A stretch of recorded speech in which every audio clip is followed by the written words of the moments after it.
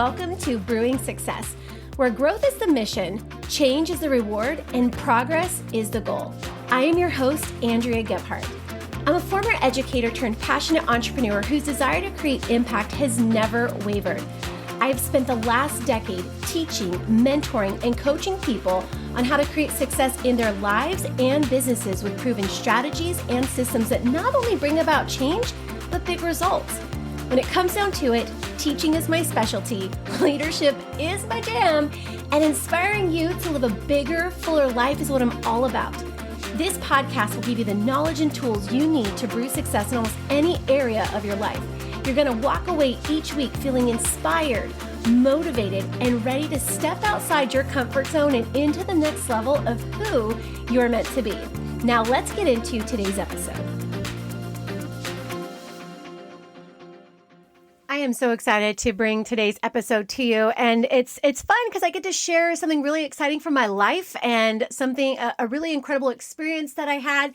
And if you saw in the title, I am sharing with you half marathon of leadership learning. So yes, this is based on a half marathon that I ran. We're going to talk a little bit about how I ended up there, a half marathon that I ran and what I learned from that experience. So, this is going to be a 2-part series, by the way. So the first one is going to be the first half of the half, and the second episode is going to be the second half of the half. And I'm excited to share with you what that was like and what I learned from it. But let me even tell you how I ended up in a half marathon anyways, because if you know me, you know that I'm not a runner. Like, I don't like to run. It's like not my thing.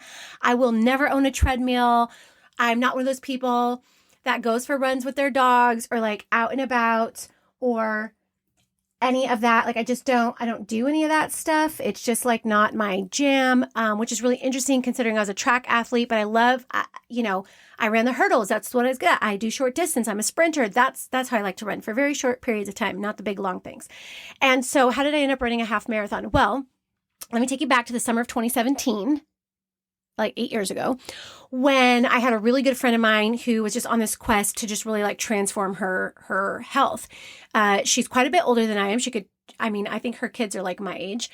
And she's just like a really great human. I love, respect, admire this woman. She's just an incredible human. And she was just on this quest of reinvention and getting healthy. And she set out on this goal to lose like 100 pounds. And she was telling me all about it, what she was going to do. And I had so much respect for that because I had just started my fitness journey, my workout journey in the very beginning of 2017. That was my resolution, was to get my tail in the gym and stop making excuses for why I wasn't, as fit as I could be or in the best shape that I could be. I had, at that point in time, the boys were really active and little, and I wanted the energy to keep up with them. And I wanted to be healthy long-term, and I wanted to be a strong, fit, healthy mom. That's like where that vision started in 2017.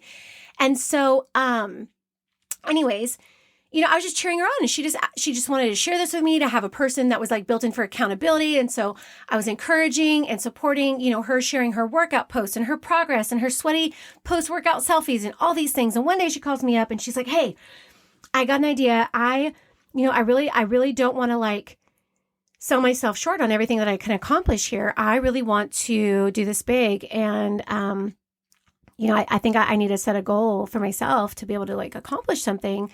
So I have something to work toward, just really keep me motivated." I was like, "Oh my gosh, that's like a phenomenal idea. Absolutely. Like, so what are you going to do?" And she was like, "I'm going to run a half marathon." And I was like, "Oh, wow. Like, how many miles is that?" Because I really didn't even know. And she told me it was like 13 miles. And I was like, "Oh, okay, like this is incredible." From going to like not being able to walk a few blocks to running a half marathon. We were in the summer. The half marathon was in April. Wow, that's okay. I was just like blown away. And she started talking about it and all these things. And I just got so excited. I was like, you know what? Because this is the kind of friend that I am. Like, if you're into something, I'm going to be in it with you, right? So I was like, you know what? I'm going to do this with you. Sign me up. Here's my information. Sign me up. I'm going to run it with you. Because I don't just want to like celebrate you from a virtual place of like social media and texting and calls back and forth. I want to like be there. I want to be there to celebrate your transformation. I want to be there with you step for step in this marathon to be able to like really put the cherry on top of this incredible transformation that you're going to experience, right? Because we're at the very beginning stages of it. She's like, "Oh my gosh, really?" I was like, "Yes, let's do it." So months go by. And she texts me one morning and she's like, "Hey, send me your email so I can send you your registration stuff and all your information for the marathon." And I was like, "Oh yeah, when is that?" And she was like, "In 3 weeks." And I was like, like what? It's in 3 weeks? Like 3 weeks? As I'm like vigorously fluffing through my planner, like, am I even available? What day was that again? So I'm like, oh, okay, I have to move a couple things around, but I'm good. I could be there. Oh my gosh. And I was like, all right, yeah, I'm so excited. She was like, you didn't forget, did you? I was like, no, I didn't forget. I totally forgot. And I was just sitting here thinking like, oh my gosh, I'm going to be running a half marathon in 3 weeks. So I turned to the place where everybody turns to when they need immediate advice. I open up Facebook and I'm like, hey, Facebook family, if you're going to run a half marathon, when should you start training? I had so many comments, and every comment was like a minimum of like 6 months. And I was like, crap, I've got 3 weeks. Everybody says it takes 6 months to train. Oh no. And, and then they're giving me all this other advice, like the types of shoes and how broken in your shoes need to be and gooey packets and this, that, and the other. And I'm just sitting here thinking, I am so unqualified. Forget like ill prepared. I am unqualified to run this race. Like this could be the end of my life in this, coming up on this here. I grabbed the only pair of sneakers that I had that were about, 8 years old at the time. I bought a pair of tennis shoes to go on a trip to Hawaii to go like hike the falls and whatnot. And that's a pair of tennis shoes that I grabbed. And I was like, all right, I guess I'm in this. I had like 3 speaking engagements throughout the United States. So I was like completely out of pocket prior to this, no chance to train, just crossed my fingers that my, fitness classes I was taking at the gym had somewhat done their job to have me ready for this race. So here we come to the day that I got to be in San Francisco. So the Friday, and I don't want to spend a lot of time in traffic. I've got to deal and handle things with kids after school and everything else. And so I don't even end up leaving my house till 8 o'clock, which doesn't put me in the Bay Area till about midnight. And my plan was to stay with 2 of my college girlfriends at their place and then take an Uber into the city to be able to run the race. So as any person would do driving the interstate in California, you swing through it in and out for dinner, which I did. I got a Diet Coke, some French fries, and a grilled cheese, animal style. If you've never tried that, try it. It's really good. And got there about midnight, texted them, hey, where are you guys? I'm like, oh, we're at the bar down the street from the apartment. I'm like, oh my gosh. So go down the street to the bar. We sit down, we have some conversations and get back to their place. And we end up talking till like 2:33 in the morning, by the way, like girls do when they get together, just catching up on life and all the things. And I just remember looking at my phone thinking, I cannot believe in less than 3 hours, I'm going to be running a half marathon. This is insane. So I pretend slept, basically meaning closing my eyes on the couch because I don't know where that surplus of energy had come from. And my alarm went off and I sat up and I snagged a banana from my girlfriend's fruit bowl on the counter and made a cup of coffee and called an Uber and took an Uber into the city. On like no sleep, no training, no real nutrition. This is going to be interesting. This is going to be, if I survive this thing, that's going to be the true miracle. I don't even know what I'm getting myself into at this point. I don't even know what to expect. I'm just showing up because I committed to, I told somebody I would. At the end of the day, how bad could this really be? So we pull up to the wharf. I get out of the Uber and, we end up finding each other amongst the crowd. Like I was excited. I had t-shirts made for us. We had matching t-shirts. It was so cute. And, there it was. We were off to the races, and it was such a wonderful, incredible, challenging, difficult experience. Let me just tell you. Unfortunately, a little after mile 3, my friend experienced a medical challenge and had to exit the race. So I had to finish it by myself at just mile 3. And, they brought her back around toward the last little quarter mile there to be able to complete it. And we got to celebrate that. And it was really amazing and awesome. But I learned so much about myself in those 13 miles. I learned so much about life. I learned so much about leadership. And I'm just so excited to get to share all of that with you today. And I have to tell you what's really funny about this is after the race, I met up with my friend. We had lunch, and then I jumped in the car and drove 4 hours back home. By the way, I would never recommend that. Do not ever run a half marathon and then sit in a car and then drive for like 4 hours to get home. You will inevitably feel like you were hit by a truck the minute you try to get out of your car. But as I was heading home, I had to stop and grab gas, and I stopped at my favorite little place when I'm driving I-5. And, during that first hour or so of the drive, I was just in like reflection mode. There was no music. There was nothing going on. I was just in my brain, replaying in my brain each of those miles of the 13 miles, the things I thought, the things I felt, the things I learned. And that compelled me to, I got out of my car as soon as I started getting gas, and I ran over to the passenger side, started digging through my glove box, and found some stationery from some hotel. It was like a Hyatt, I think, in like Orlando. And I jotted down like each mile and each lesson I learned from each of those miles. So I wrote that down in pen. And this was in April of 2018 that I did this. And I folded it up and I tucked it away in my purse. And I actually carried those 2 pieces of paper, and I'll actually post a picture of those on the podcast page. I want you guys to see them. Like right now coincidentally, I'm wearing my half marathon sweater from that day, because when you finish a half marathon, you buy all the merch. Like you got to have proof beyond proof that you actually did the thing. And so, because you're just so proud. And that's why I understand why my kids want souvenirs when we go to theme parks and they ride scary roller coasters, because they need to have proof that they were there and survived the things, right? So I jotted down and I wrote on this paper, and I carried it with me. I've carried it with me for the last 6 years. And I've kept it tucked away, and I've revisited it, and I've, because it was just such incredible reminders. And I'm so glad that I am bringing this here now. I wanted to get it from paper out into the world, just these things that I learned and these things I want to share with you, because it's in the experiences that we have in life that we learn a lot about ourselves, and we learn a lot about leadership. We learn a lot about parenting. We learn a lot about relationships. We learn a lot in general. And it's oftentimes the most challenging things that teach us the most valuable lessons. And the half marathon was definitely no easy feat. And I'm excited to share with you guys what each one of those miles represented, and kind of like take you back through that. So mile 1, I jotted down on the paper, just do it. And that's exactly what mile 1 was about. Just doing it. You're here. It's happening. It's real. There is no turning back. Just do it. One step in front of the other, 1 mile marker at a time. You've got this. And I think I repeated that to myself over and over and over. 1 step in front of the other, 1 mile marker at a time. You've got this. The first mile of that race taught me that in order to be good and or great at anything, we just have to start. We all have to take action. Imperfect, scared, unsure action. Life, success, and dreams do not favor those who wait, those who tiptoe, or those who overthink. Life rewards those who move and create shifts. Life rewards those who go for it.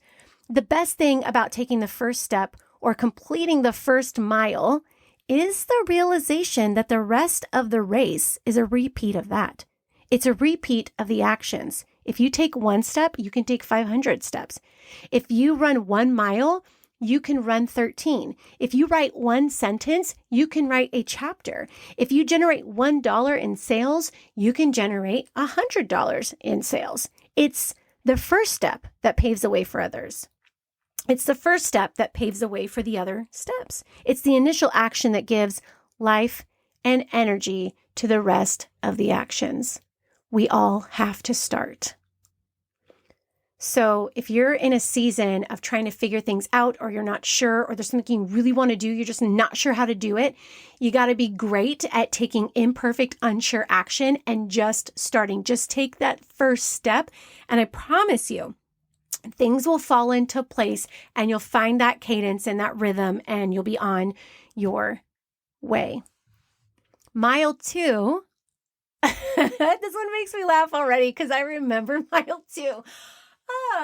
Mile 1 was like, you got this. And then mile 2 was if I just completed the whole race and I was already a professional. It's so funny. And that's what I love about the first step in taking action. 99% of the fear goes away once we take that first action.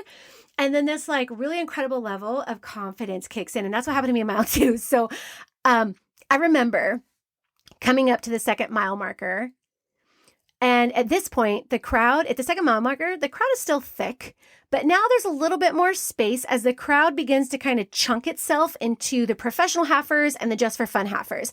And there's this certain level of confidence, like I talked about, that comes along with mile 2. You realize you made it through mile 1, you actually didn't die, and you start to get excited. And for me, what that looked like was me singing and being silly and jumping around and bopping little circles around my friend as we jogged together and being silly. I was photobombing people's pictures and this confidence kind of like, gives you all this extra energy, and you waste it being a goofball because you're like in your brain, you're like, hey, one down.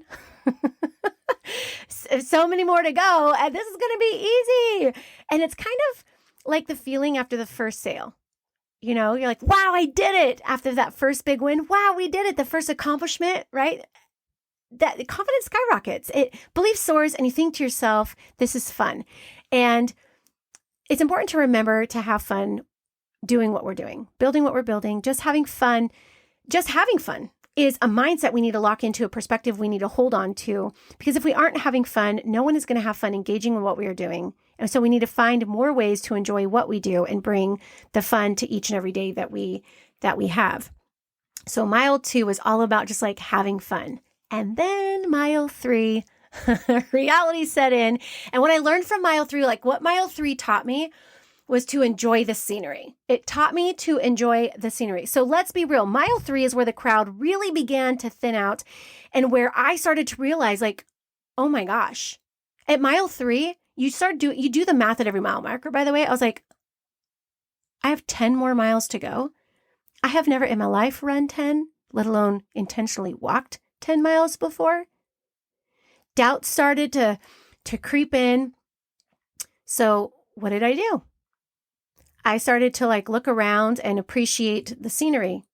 And for me, it was the beautiful homes that lined the streets, the top of the Golden Gate Bridge that peeked through the marine layer, the rolling hills and the surrounding areas, the globs of gum melted into the pavement. I was just doing my best to move and keep moving and not focus on anything but the scenery. And in leadership, this is where we have to stop and smell the roses, stop and appreciate how far we've come and what we've learned so far. We have to learn early on to appreciate what is good so the good can continue to appreciate.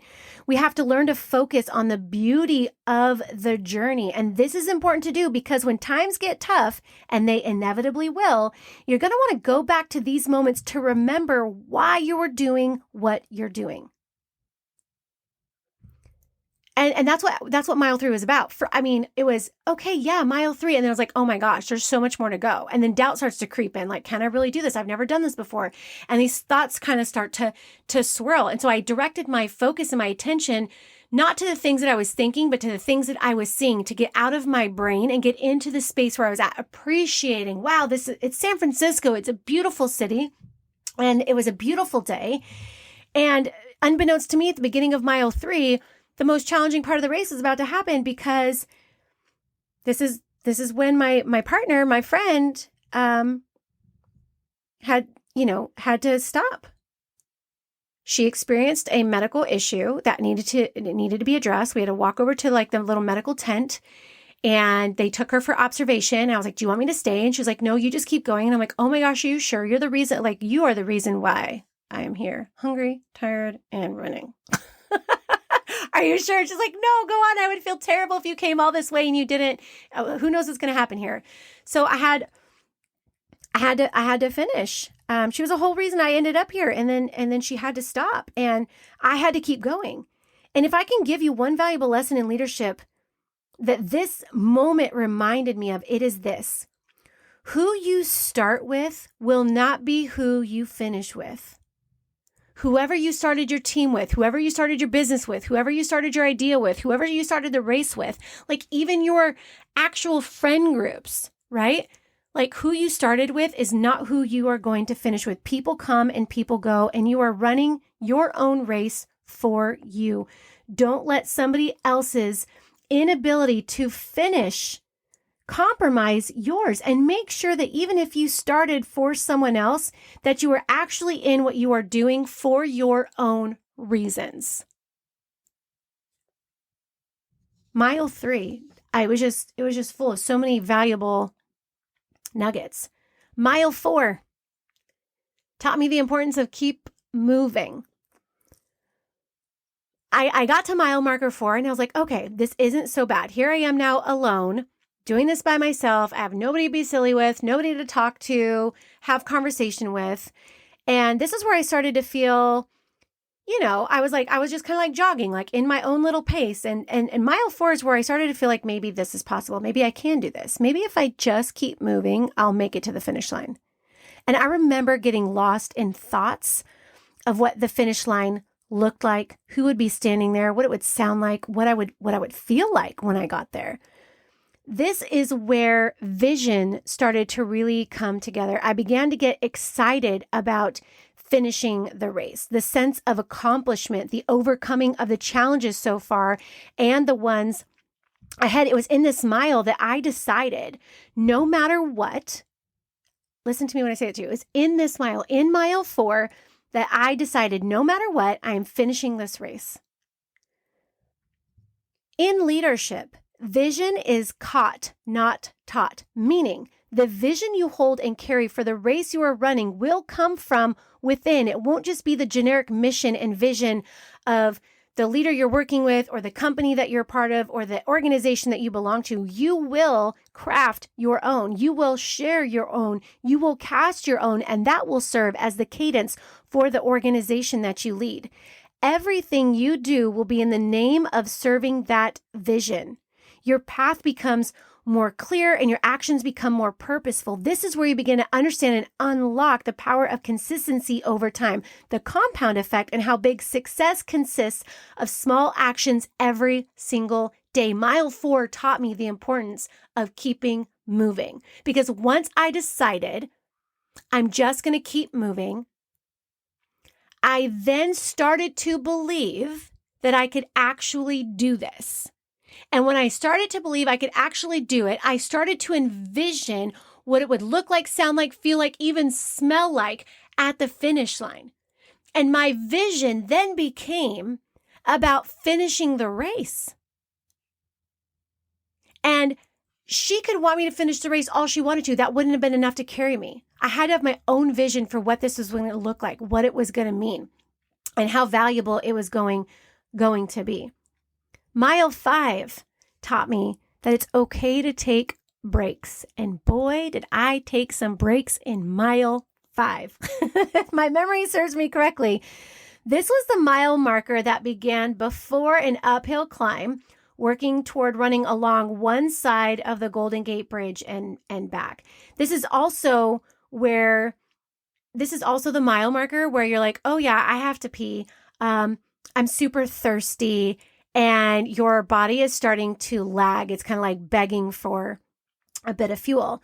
So, you walk off the path and you hit up the hot box, aka porta potty. My son nicknamed them hot boxes a long time ago, and it stuck with me. You grab some water, reach into my fanny pack. I took out some of these goo packets that they were giving out. And mile 5 is really where you begin to adjust your pace. And if you are a first timer like me, hitting a walk, then jog, then walk again kind of pattern. And that's what I did. I walked and jogged and walked again, and walked and jogged and walked again. And that was kind of like the rhythm that I had built for myself. After all, you're going to have to adjust your pace from time to time on the journey to maintain the endurance and stamina to get to the finish line. I mean, that line alone, we're going to have to adjust our pace from time to time on the journey to maintain the endurance and stamina to get to the finish line. So if there's one lie we tell ourselves as leaders, it's that we have to be 100% going 100% of the time. This is where guilt and shame is attached to like taking breaks and resting when needed, especially if you're an overachiever type A person like me. I can pretty much guarantee you that at one point you felt guilty about sleeping. Like you feel guilty about just sitting down and doing nothing, that you struggle with like downtime because you feel and you believe that you have to be, 100% going 100% of the time. And so, burnout isn't a superpower. It's kryptonite. So I want to say that any mile marker in your leadership, any mile marker in your leadership journey is an okay place to take a break. It's okay to rest, and it's okay to have periods of time where all you do is the best you can. If you're at 45% and you have 45%, and you gave, if you're at 45% and you give 45%, then you gave 100% of what you have to give, right? You understand that. If it's a 75% day for you, like you're feeling 75%, but you give 75%, then that's still 100% because it's everything you had to give. So take breaks when you feel like you need them, because you probably do. And there was a part of me in mile 5 where I just man, you're just starting to notice you're getting a little bit tired. Plus it was like an uphill climb. And plus it was a little bit more difficult. Plus fatigue is starting to set in. Lack of sleep is starting to set in. Lack of proper nutrition and training is starting to set in. And I didn't want to look like a slacker, and I didn't want to look like somebody who didn't know what they were doing. Right. And so initially I was starting to feel bad about if I had to stop and walk for a little stretch of that mile 5. And then I was like, it's okay to take breaks. There's no rules here. As long as I keep moving, I'm okay. And as long as I'm having fun, this is great. And it takes me back to mile 1 of I'm just doing this. I just started. This is my first time, taking some of that pressure off of myself and giving myself grace. Isn't it so interesting how these miles, just do it, have fun, appreciate the scenery, keep moving, and it's okay to take breaks. How all those miles kind of build into one another and take us to mile 6. Mile 6 taught me to always look forward and never look back. So picture this. I'm making my way downhill with the Golden Gate Bridge to my back. And now I'm kind of walking around the waterfront where the marathon path is leading. I'm realizing that I'm halfway there.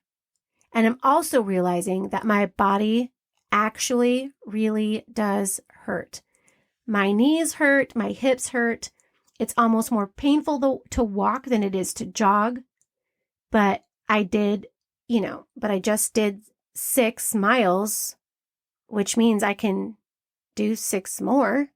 Right? So I'm in my head, I'm like, gosh, man, this is, woo, okay, this is tough. This is hard. And you have that downhill impact on all your joints, and you're starting to feel all of it. But I'm in my brain, I'm like, gosh, I just did 6, which means I can do 6 more. I already did 6. So 6 is inside of me. I have 6 accomplished, which means I can accomplish 6 again.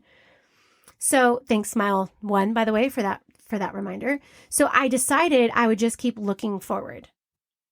Every step brought me one step closer to the next mile marker and even closer to the finish line.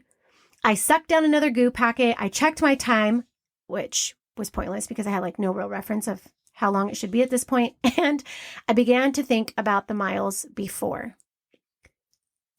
Isn't it so funny how we get halfway through something that's a place where we naturally reflect? We get halfway through a year, we reflect. We get halfway through our goal, we reflect.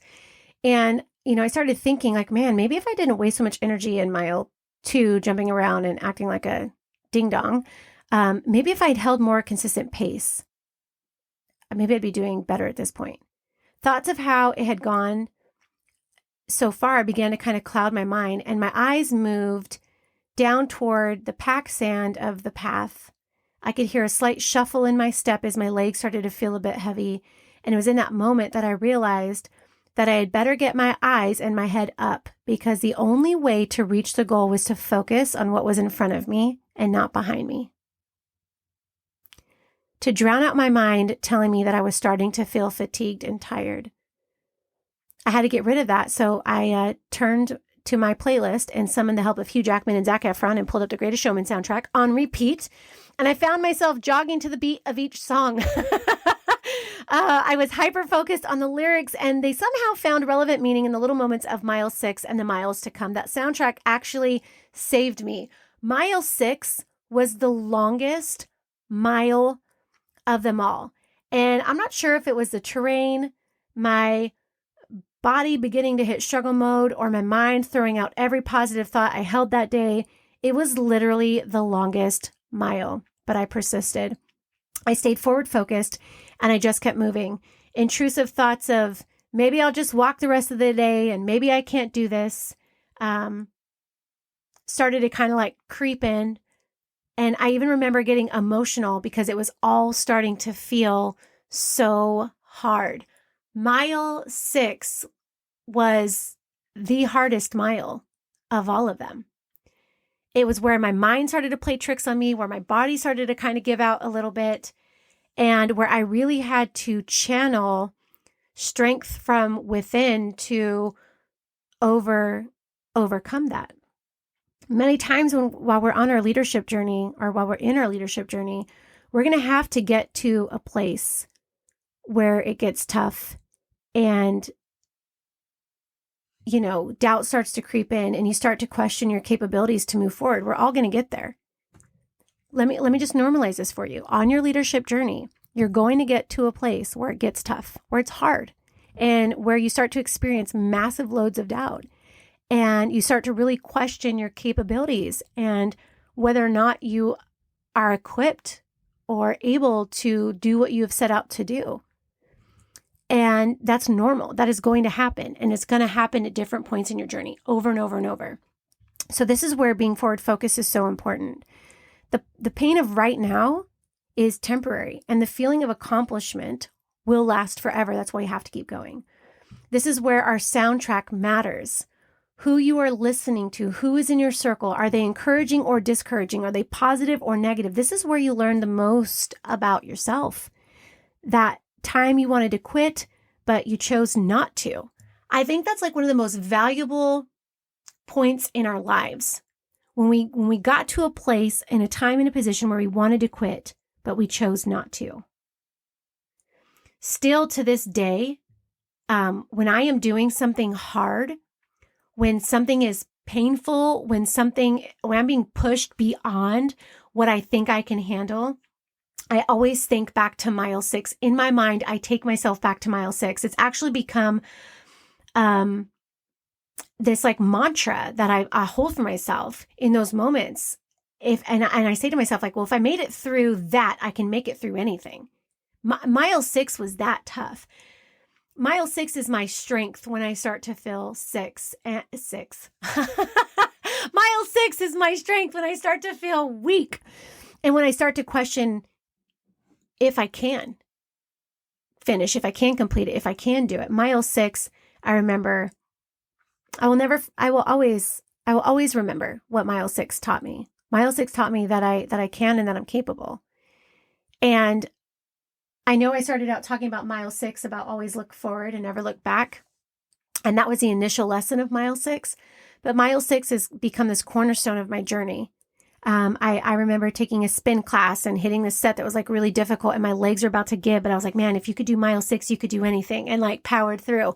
There have been times when I've been dealing with things in my personal life that are really really challenging and really hard.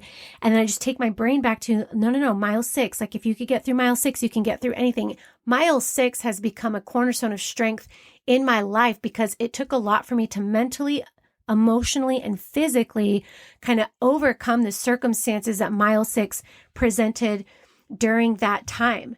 And so here I was coming up on that mile 7 marker with this renewed sense of self, a renewed understanding of who I am. Like, and my inner voice went from, I'm not sure if I can, to I can and I'm capable. I can and I'm capable. I can and I'm capable. And I'm so grateful for that first half of the marathon and all that I learned. And I'm so grateful that you were here with me today to share all of this. And if I could give you guys one piece of advice or encouragement at this, halfway point before we jump into the second half of the marathon, is find out when a half marathon is happening in your area and sign yourself up for it. I don't care if it's happening in 3 months, 3 weeks, 6 weeks, or in the next calendar year. Go sign yourself up for a half marathon. Go do something difficult, hard, and challenging that you have never done before you, because it will grow you in ways you never could have expected and give you profound perspective on who you are and what you actually are capable of. So you guys, thank you so much for joining me here on Brewing Success. And if you are a runner, hats off to you. Kudos to you, you professional half miler or half marathon runners and marathon runners.